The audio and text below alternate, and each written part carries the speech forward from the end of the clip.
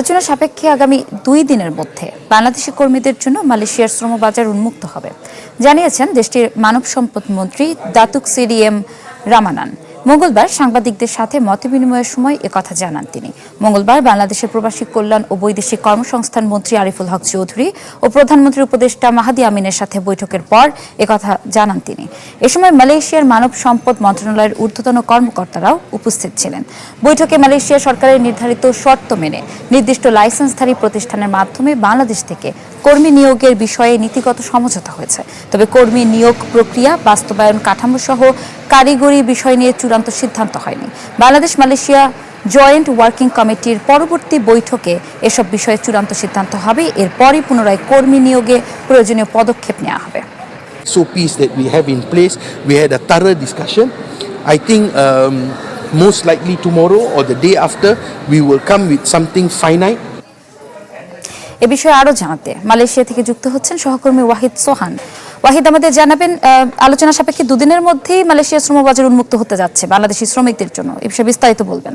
জি, সেটা আপনাকে ধন্যবাদ। আপনি যেমনটি বলছিলেন যে আসলে মালয়েশিয়ায় বাংলাদেশের যে প্রবাসী কল্যাণ মন্ত্রী আরিফুল হক চৌধুরী এবং বাংলাদেশের প্রধানমন্ত্রীর উপদেষ্টা মাহাদি আমিন তারা আজকে সকাল ঠিক মালয়েশিয়ার সময় 11টায় মালয়েশিয়ার মানব সম্পদ মন্ত্রী দাতুশ্রী এম রামানানের অফিসে তারা প্রবেশ করেন এবং দীর্ঘ 1 ঘন্টা ধরে তারা কিন্তু বৈঠক করেন এবং মালয়েশিয়া বাংলাদেশের সাথে শ্রম বাজার নিয়ে যে জটিলতা, উৎকণ্ঠা এবং বিভিন্ন ধরনের যে এখানে জটিলতার কারণে মালয়েশিয়ার শ্রমবাজার বন্ধ ছিল, সেই শ্রমবাজারকে আবার নতুন করে উন্মুক্ত করার জন্য একটি চূড়ান্ত সিদ্ধান্তে তারা ইতিমধ্যে উপনীত হয়েছে। এই মুহূর্তে শুধু একটি বিষয় বাকি রয়েছে, যেটি মালয়েশিয়ার মানব সম্পদ মন্ত্রী এম রামানান তিনি বলেছেন যে আসলে আগামী 1 থেকে 2 দিনের মধ্যে বাংলাদেশ এবং মালয়েশিয়ার যেই যৌথ কমিটি রয়েছে এবং এখানে যেই মন্ত্রী এবং উপদেষ্টা রয়েছেন তাদের সাথে সম্মিলিত আলোচনার মাধ্যমে কোন প্রক্রিয়ায় এবং কোন সিস্টেমের মাধ্যমে আসলে বাংলাদেশ থেকে শ্রমিক আসবে সেই বিষয়টি তারা নির্ধারণ করবেন এবং যৌথ অথবা ইন্ডিভিজুয়ালি তারা কিন্তু বিবৃতির মধ্য দিয়ে তারা জানাবেন। এই কথাটি বলেছেন মালয়েশিয়ার যে মানব সম্পদ মন্ত্রী এম রামানান, তিনি এই বিষয়টি জানিয়েছেন সাংবাদিকদের সাথে আলাপ করলে।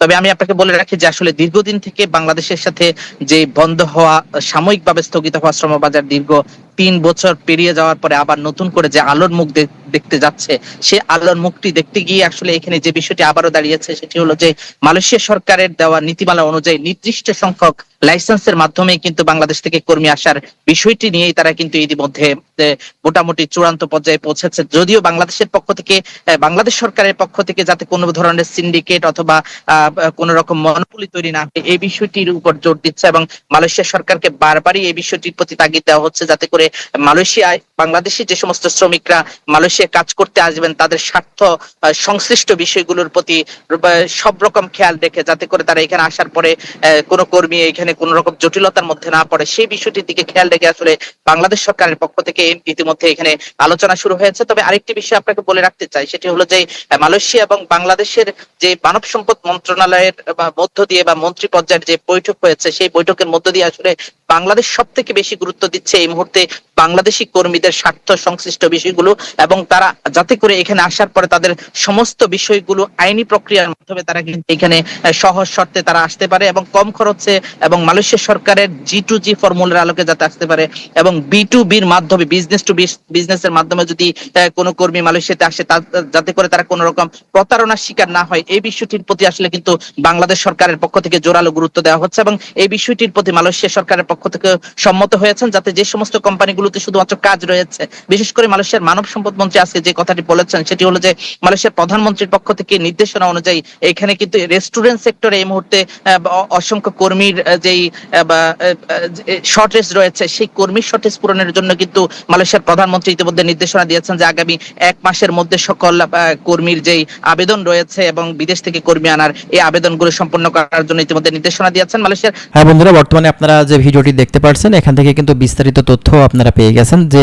বাংলাদেশ থেকে মালয়েশিয়ার কার্যক্রমটা কবে থেকে স্টার্ট হচ্ছে। অবশেষে ফাইনাল আপডেট কিন্তু মালয়েশিয়া থেকে পাওয়া গেল এবং এখান থেকে কিন্তু বিস্তারিত যে ব্যাপারগুলো আমরা বুঝতে পারলাম যে দীর্ঘদিন বন্ধ থাকার পর অবশেষে মালয়েশিয়ার কলিং ভিসার বাজারটা ফাইনালি কিন্তু খুলতে চলেছে, আর সেটা মাত্র 2 দিনের ভিতরেই, যেটা আমাদের জন্য বড়সড় সুখবরই বলা চলে। কারণ দীর্ঘদিন থেকে আমরা কিন্তু অপেক্ষা করছি এই বাজারটা কবে নাগাদ খুলতে পারে।